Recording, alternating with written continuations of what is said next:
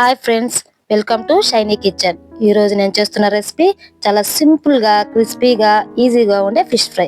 వీడియోలోకి వెళ్లే ముందుగా మా ఛానల్ ని లైక్ చేసి సబ్స్క్రైబ్ చేసుకోండి. ఇప్పుడు తయారీ విధానం చూద్దాం.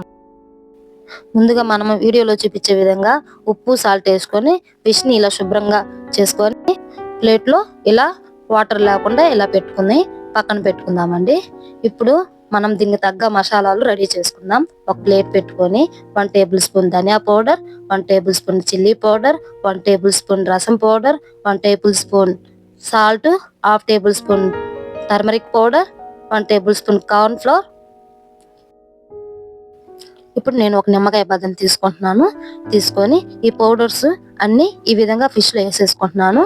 వేసుకొని నిమ్మకాయ రసాన్ని ఈ విధంగా తీసుకుంటున్నాను. కావాలంటే మీరు పేస్ట్ లాగా చేసుకొని ఫిష్ కి అప్లై చేసుకోవచ్చు. నేనైతే డైరెక్ట్ గా వేసేసుకుంటున్నాను.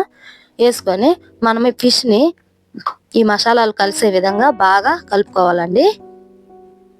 చూడండి, ఈ విధంగా బాగా కలుపుకోవాలి. ఇలా కలుపుకున్న ఈ ఫిష్ ని ఒక హాఫ్ అన్ అవర్ నేను పక్కన పెడుతున్నాను. ఎందుకంటే మసాలా ఫిష్ బాగా పడితే ఫిష్ బాగా టేస్టీగా, క్రిస్పీగా ఉంటుంది. స్టవ్ వెలిగించుకొని ఒక ప్యాన్ పెట్టుకుంటున్నాను. ప్యాన్ వేడిన తర్వాత ఆయిల్ ఈ విధంగా వేసుకుంటున్నాను. మన డిష్ లో మెయిన్ ఇంగ్రీడియంట్స్ వచ్చి రసం పౌడర్. నేను ఎంటీఆర్ రసం పౌడర్ యూజ్ చేస్తున్నాను. ఎంటీఆర్ రసం పౌడర్ యూజ్ చేయడం వల్ల ఫిష్ ఫ్రై అనేది నీచు వాసన లేకుండా బాగుంటుంది. ఒకసారి మీరు ట్రై చేయండి. ట్రై చేసి ఎలా ఉందో కామెంట్ లో పెట్టండి. ఇప్పుడు ఫిష్ ని నేను ఏ విధంగా వేడైన ఆయిల్ వేసేసుకుంటున్నాను. ఫిష్ ని ఎప్పుడైనా మీడియం ఫ్లేమ్ లోనే వేయించుకోవాలండి. ఫిష్ ని ఈ విధంగా 2 సైడ్లు బాగా తిప్పుకొని ఫ్రై చేసుకోవాలి. చూడండి, మన ఫిష్ ఎంత బాగా రెడీ అయిపోయిందో.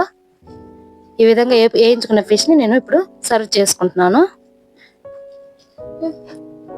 ఈ ఫిష్ ఫ్రై అనేది మనము పప్పు, రసము, సాంబారు, చట్నీస్ లోకి చాలా బాగుంటుంది. మీకు ఖచ్చితంగా నచ్చుతుంది. నచ్చితే లైక్ చేసి సబ్స్క్రైబ్ చేసుకోండి. Thank you.